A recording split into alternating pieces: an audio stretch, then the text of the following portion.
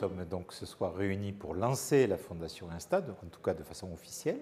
Voilà, cette fin d'année, c'est assez favorable. Hein, voilà. Et cette Fondation Insta, pour moi, personnellement, elle reprend l'œuvre du fondateur de la Société des Amis de Super-Héros de l'Insta, dont je suis président, puisque le colonel Roche, quand il a créé Super-Héros, il a fait finalement en 1919, 10 ans après la création de son école, il a fait quelque chose qui ressemblait aujourd'hui à une fondation, c'est-à-dire il a cherché à avoir une structure qui permette aux entreprises d'aider son école, parce qu'en 1919, je ne vous fais pas un dessin, après la guerre et tout ça, même si l'aéronautique faisait partie des axes de progrès, on venait de subir une grosse défaite de côté aviation. Hein.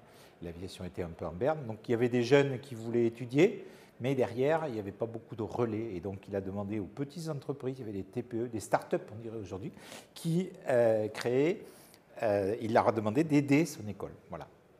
Eh bien, donc, depuis plus de 100 ans maintenant, hein, 1919, vous voyez, on est en 23, hein, donc depuis de 100 ans, cette société qui donc s'est élargie à l'Insta et naturellement élargie à l'Insta, puisque l'Insta, tout le monde le sait, a pris naissance en 1972 dans les locaux de Super-Héros, au 32 boulevard Victor.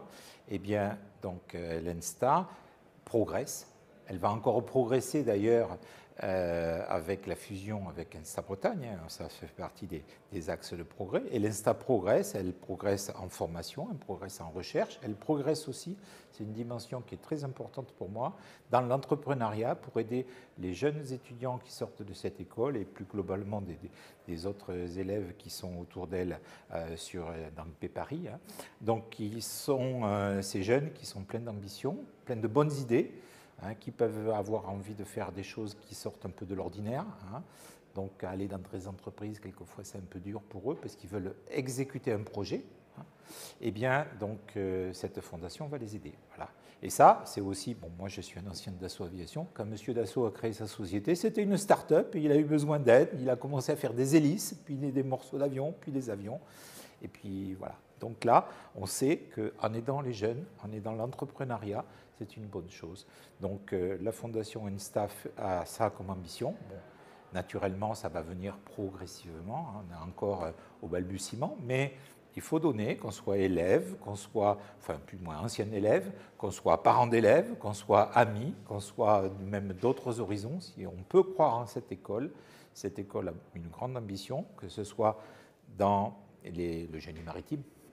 Bon, ça c'est l'aspect historique, que ce soit également dans le nucléaire, que ce soit également, on l'a vu tout à l'heure avec la directrice générale, dans la recherche médicale. Hein, voilà. Donc et puis, bon, dans plein de domaines, le transport aussi, naturellement, cette école doit former des ingénieurs, exécuter de la recherche, travailler pour finalement faire progresser l'ingénierie. Et ça, c'est un axe de progrès avec ces derniers temps, bien sûr, un axe majeur, c'est le développement durable.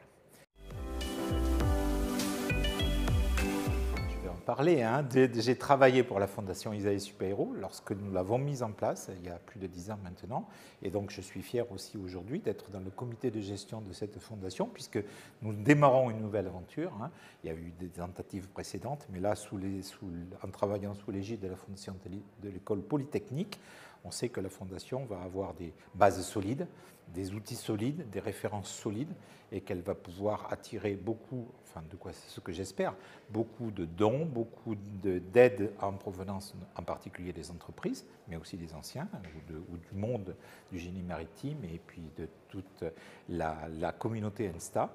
Donc, si je me suis engagé dans le comité de gestion, ben, c'est pour essayer de pousser un peu ça, pour que ça progresse dans les mois et les années à venir.